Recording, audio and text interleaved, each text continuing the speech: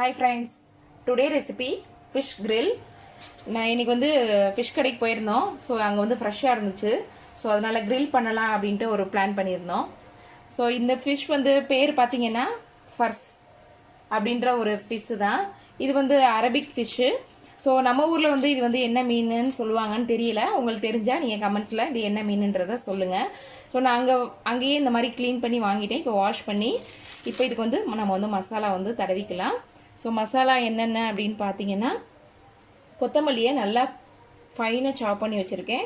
அப்புறம் மிளகுத்தூள் வந்து ஒரு டேபிள் ஸ்பூன், சோம்பு வந்து ஒரு அரை டேபிள் ஸ்பூன், மிளகாத்தூள் காஷ்மீரி சில்லி அது வந்து ஒரு 1.5 டேபிள் ஸ்பூன் எடுத்திருக்கேன், மஞ்சத்தூள், இஞ்சி பூண்டு பேஸ்ட் வந்து ஒரு டேபிள் ஸ்பூன் எடுத்திருக்கேன்.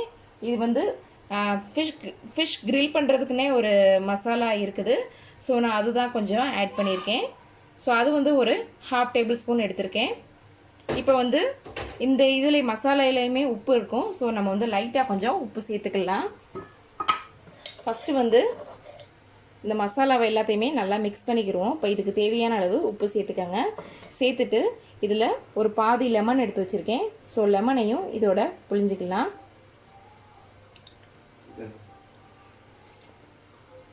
இப்போ பாதி லெமன் புழிஞ்சாச்சு. இதோட கொஞ்சம் ஆலிவ் ஆயில் சேர்த்துக்கங்க.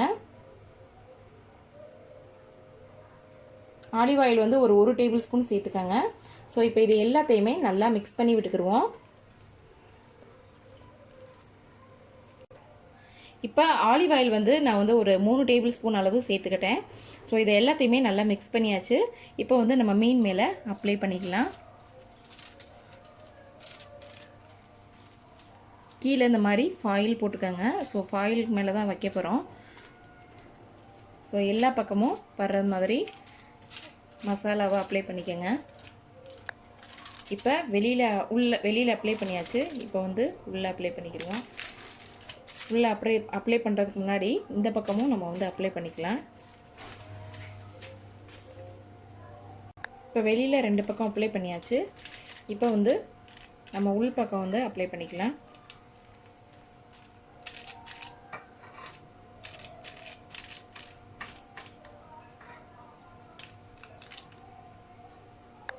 இப்போ வெங்காயத்தை இந்த மாதிரி கட் பண்ணி எடுத்துக்கோங்க. ஸோ உள்ளே வந்து நான் வந்து இந்த மாதிரி பேக்கிங் ட்ரேயில் ஒரு ஃபாயில்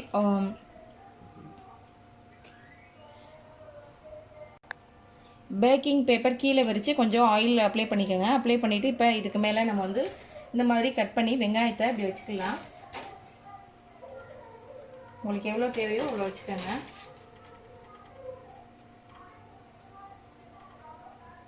அப்புறம் தக்காளியை இந்த மாதிரி கட் பண்ணி வச்சுருக்கேன். ஸோ தக்காளியும் இதுக்கு மேலேயே வச்சுக்கலாம். இப்போ இதுக்கு மேலே கொஞ்சம் ஆலிவ் ஆயில் வந்து ஊற்றிக்கங்க.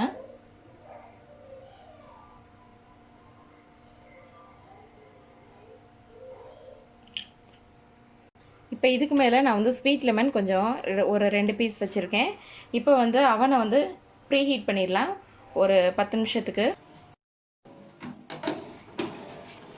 இப்போ அவன் வந்து ப்ரீ ஹீட் ஆயிடுச்சு. இப்போ வந்து நம்ம வந்து வச்சிடலாம்.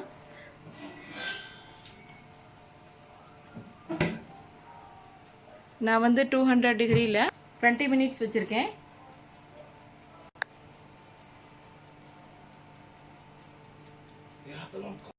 கிரில் வந்து ரெடி ஆயிடுச்சு.